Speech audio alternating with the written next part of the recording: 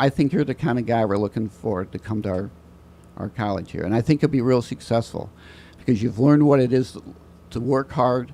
You learn what it takes to be successful, and you're focused. You've had a goal, and you've done things to get yourself in line for the goal that you've set for yourself. So, Peter, I'm going to tell you, I'm going to recommend you to the committee for admission. So, in a week or so, you'll be getting the official letter. Thank you, Dean. I appreciate it very much, and have a good day. And Joe said, then this other kid came in. The other kid his name was Dern Shane. And the kid walks in, and he says, hi, I'm Dern Shane. And he says, that's what you are? He says, yeah, I'm Dern Shane. Okay, why don't you sit down, Dern? He says, tell me about yourself. Well, I've been thinking a lot that I'd like to be an engineer. I thought a lot about it. And I think I'd like to do that. He said, you did? He said, yeah, I think I'd like to be an engineer. All through high school, I thought about being an engineer. Okay, well, I'm looking at your transcript. Tell me about it. Well, as you can see on there, I've got my required 22.5 credits to graduate from high school. Anything else? No, I've got my 22 credits from high school that I have to have because, you know, going to good enough high school, it was good enough.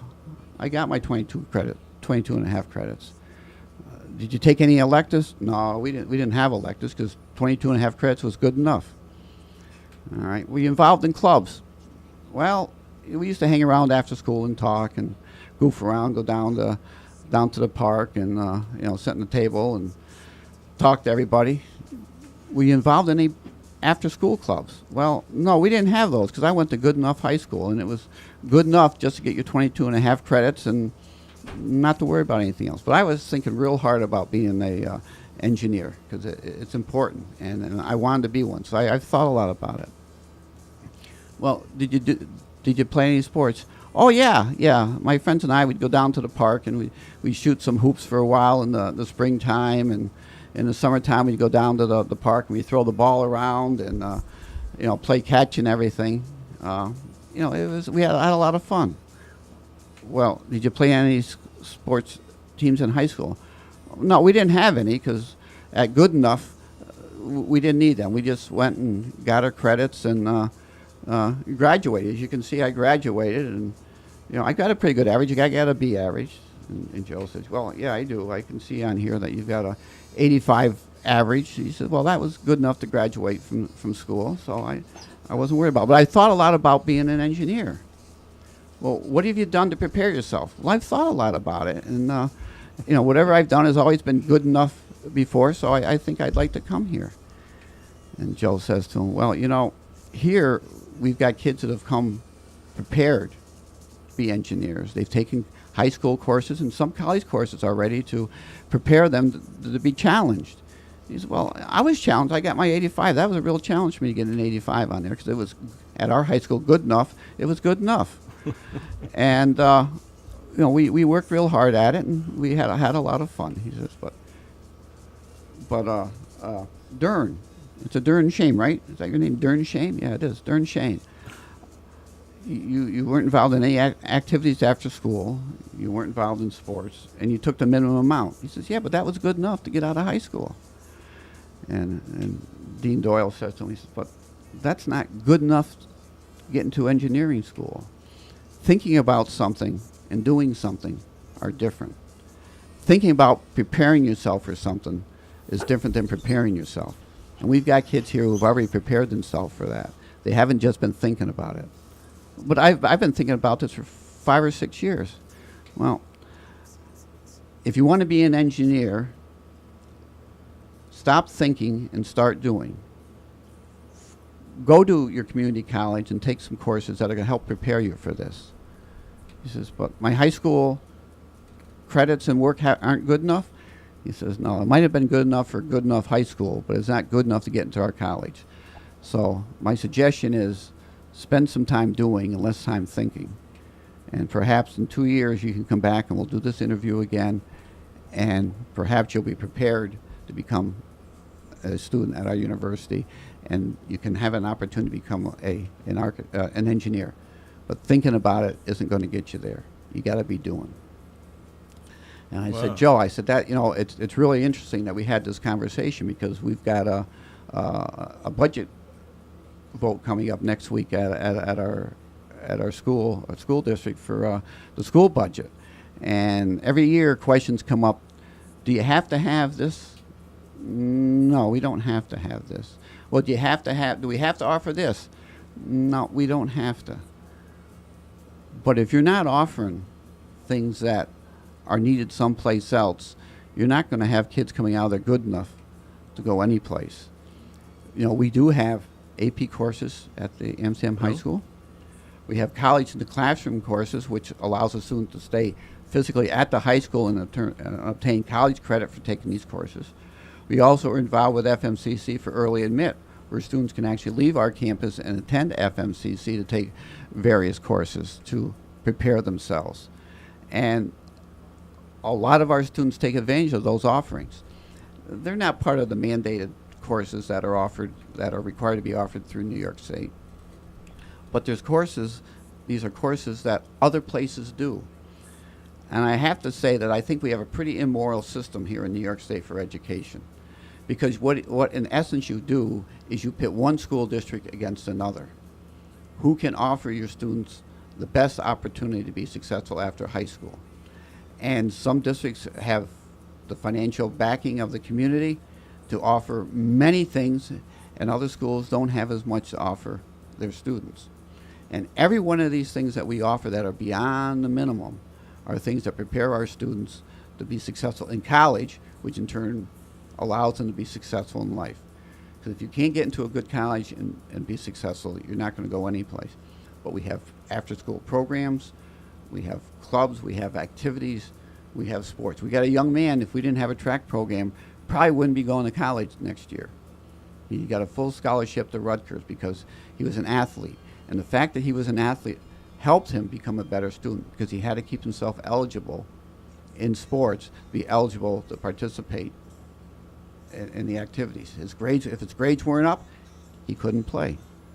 One thing helps another, and everything is not the same. Everything helps. No one thing is a panacea, but all things put together give our kids an opportunity to be successful. And nobody wants to pay more taxes. We got the government in our pockets deep enough. But the point is, we need to give our kids a chance, and that's what we're trying to do. That's what the school board is trying to do, and the people in the community certainly want their kids to have a chance. Because they wouldn't go to Clarkson, they wouldn't go to RIT, they wouldn't be going to RPI. And we've got kids going there. We got kids going to Worcester Poly this year, as well as all the state schools: Albany, Oneonta, Portland, Stony Brook. Because we offer these kids, and these kids have taken advantage of the things that we offer. And I think that's what we have to do. And we've worked real hard at giving the kids the offerings. And every year we offer something different. If you read the paper last week, there was a great article on Mr. Adorno, who got the Gates Scholarship, which is going to pay for his entire undergraduate program and his entire graduate program. Wow. And a lot of what he was able to do and put into his application for the Gates involved the activities and extra programs that we have at Amsterdam High School. Without those, as self-motivated as he is, he would not have been able to get into the Gates Scholarship program. So you're talking a kid that's going to get $200,000 worth of education free of charge through Gates because of the investment this community has made into the programs and offerings we have at Amsterdam. Well, we ought to invite him back to be a taxpayer. Well, he'll have an opportunity to go wherever he chooses. Yeah. And one more thing, it's interesting you say go that. Ahead. Go ahead. We live in Amsterdam Yeah. because we choose to. Yep. We don't have to. We could live someplace else. We didn't have to come back. We could have gone back to someplace else. But we want to be here. We want to see the community be successful. We want our kids to be successful. And sometimes success means they're going to be someplace else. But a lot of them do come back here. And we want them to be productive members of the community, to re-engage themselves in the community, the educational system, and the other things that go on in the community, to make us what we want to be. You can't be satisfied where you are no matter where you are. You have to always believe and work and strive to be more. And a lot of people in the community are trying to do that right now. Okay. Somebody's calling. I don't know what they're going to have to say. Must be somebody for you. Probably not. This is WCSS. You're on the air. Yeah, I was listening to Gavin give his talk there about passing the budget, and I think if you look at education, the circle of education, the philosophy is that the community will fund education, and the students will become educated and well-rounded, and then they'll come back to the community, and they will enhance the community, and they will apply what they learned in their college education, and then in turn you pass the baton to them, and they become the taxpayers, and they start supporting the schools. But I think where you have the disconnect is that after people fund the education, the property owners, the kids aren't coming back here, and we're not really seeing or enjoying the fruits of our investment. Well, and that's not just in Amsterdam; that's in every school district in the area. and it is true and throughout New York State, you know. It's nothing, and I think you're putting the onus on the taxpayers that it's imperative for them to fund these things, but it's imperative for people to come back and to enhance the community, and that's not happening. And we need to where do we get our return for our investment? We need to have things within the community that allows the kids to return as well, because some kid who might be a chemical engineer, is within the immediate confines of the school district or the city, we don't have that. We just look at a personal level. How many of our kids are still in the area? Well, let me say this. I've been paying school taxes for 33 and a half years. Okay? And I have also. And you're that old. And all of my children went to Amsterdam High, and none of them remained here. But I got to tell you, I feel the return of my investment every day when I see what those kids are accomplishing. Well, that's good for you. That's on a personal level, Bob, but that doesn't do anything to enhance the community. It's more than that. It's all part of the community. It's all part of the extended community. Amsterdam. Well, I don't see how you can have pride in your town by saying, "I feel great. My kids got educated and moved away." Where's the pride in that? There's a lot of pride in that. There's a lot of pride. There's a lot personal pride. No, there's a lot of pride for the community. That the children that we educated are doing great things for humanity wherever they are. Do you think that do you think that the community suffers because we educated Tom Katina, who's working for nothing over in Sudan, saving hundreds of lives a day?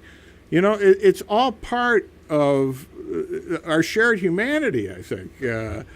And education is its own reward, and I'm a firm believer in it, and even if they all move away, I think we've done a great thing.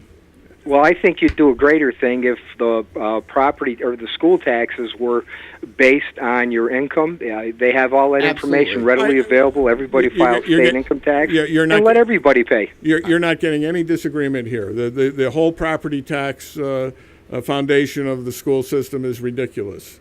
And it's ridiculous, as Gavin says, that the school districts in the same state have to compete with each other when we're all here for the same purpose. And it's also ridiculous that somebody who lives a mile away from somebody else is an entirely different system, and their whole tax structure is entirely different. But that's well, I don't think there's any place in the area that can claim they have low school taxes.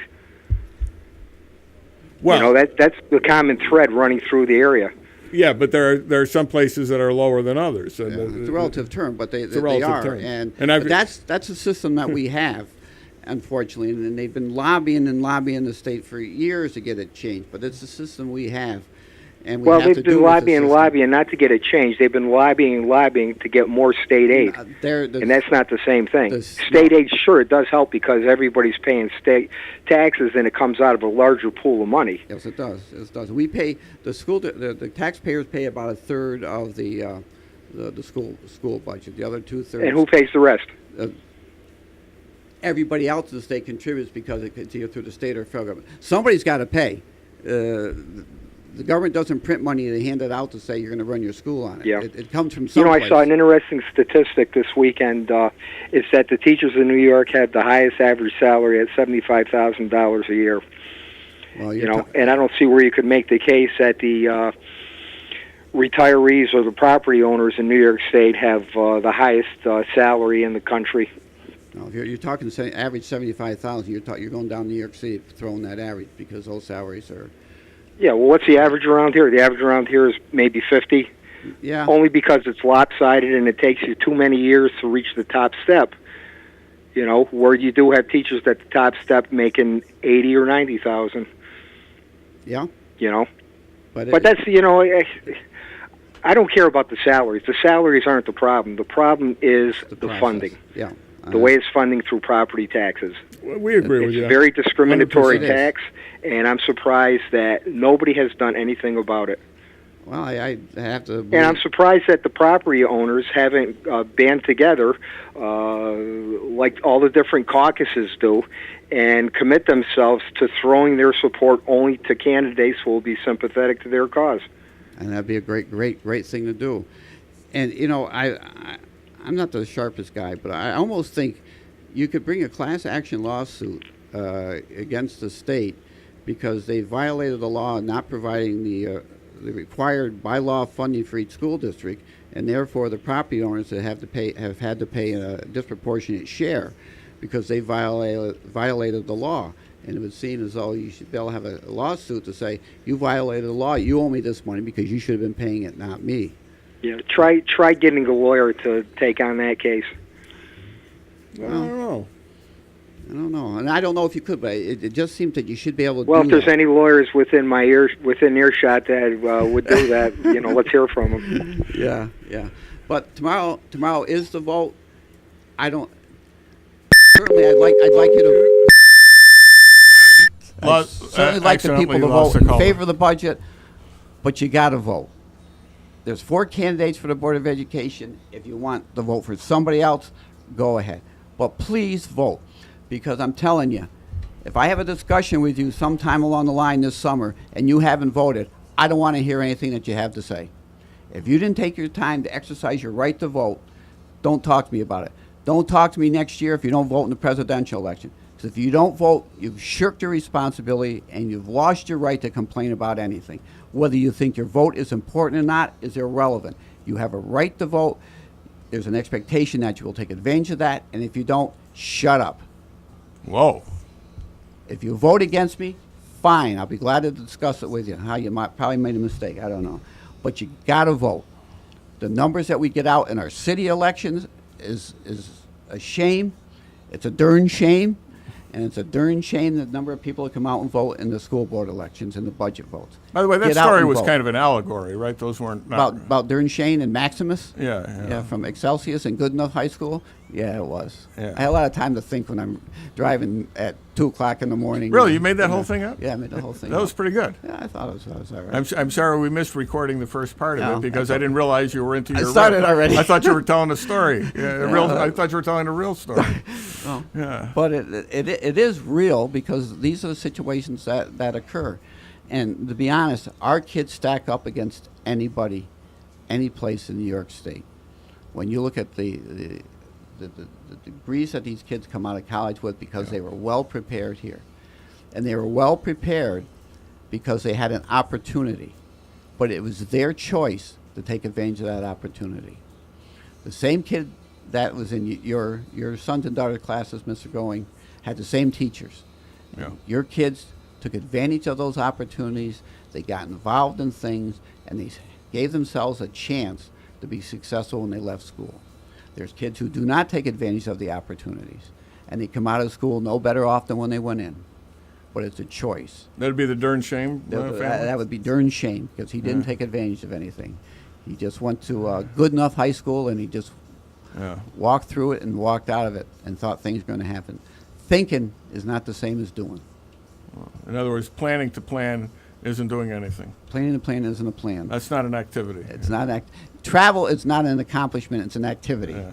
Okay, those are things that you do, not things you've accomplished. Right. An accomplishment is what you want people to have. Yeah. So tomorrow between noon and 9 o'clock, go to your polling place. You can vote on the budget up or down. You can vote on the money for the Fort Hunter Library up or down, and you can vote up for 2 people for the school board. vote for who you want to. I always vote for the libraries, and they never win. But They don't ever win because it's another choice of spending money that we don't want to spend. Yeah. You know. So that's my story, and I'm sticking to it. So you're running for the school board? Yes, I am. For re-election? For re-election. 4 candidates, 2 positions. 4 candidates, 2 positions, and if you want to see anything about my thoughts about education, go to Mohawk Valley Compass. They did an interview a week and a half ago for 45 minutes to an hour, and I told them everything I knew and everything that I thought, and you want to check it out, go there, because they did a real extensive job on the Mohawk Valley Compass. It's on your computer. And they also interviewed one of the other candidates who's running for the board as well. Well, I got to, it's not just because you and I have been friends for half a century, but you've certainly shown me that you understand the topic and that you deserve to be reelected. And thus far, there's been no one else running that has jumped out at me. So, but you're absolutely right about getting out to vote, because the school board elections have been getting more and more pathetic in turnout. The numbers have been low. The numbers have been getting lower and lower and lower, and it's ridiculous. If nothing else, you got a chance to vote on the budget. Go and vote on it, and I don't care how you vote. Vote for it, vote against it. But get out there, think about it, do something, and don't complain about it afterwards. I think you put it just right. If you don't vote, don't complain. Don't vote. Shut up. Absolutely. Of course, we wouldn't have much of a talk show if we had to shut up. Would we? That's why we have to vote. That's why we always have to vote. That's so right. we can talk. We can talk. Absolutely. Absolutely. We'll be back on Wednesday morning at 10 o'clock. 10 o'clock, 10 to 12. Yes, Yeah. we're now doing 4 hours a week instead of our traditional 3. And as a suggestion, I would suggest people to go to their computer, go to YouTube, and play a whole lot of patriotic American songs, because if you do that and you learn them, you might win a prize on Wednesday. What, from La Cucina? La Cucina, the official sponsor of the show with no name. Tony Sentai and his pizza. And, and other stuff. And other stuff. Spaghettis, Other ziti, great stuff. clams marinara. Marinara. I don't know. Clams Casino. Clams Casino? I don't know. I don't know. Forget what's on I the don't menu. think that. But they got all You ask him, things he'll Italian. make it for you. That's right. All things Italian. Yeah. Their salads are out of this world. There's so much imagination in them. You know how Italian his salads are? Even name one Caesar. Wow. Caesar, he was a big deal. Yeah, he was. He was almost like Maximus. Yes. Galdern. Excelsior. Celsius. Not good enough. This is Bob Going with Gavin Murdoch, and we'll be back on Wednesday with more of the show with no name here on WCSS 1490 in Amsterdam, New York.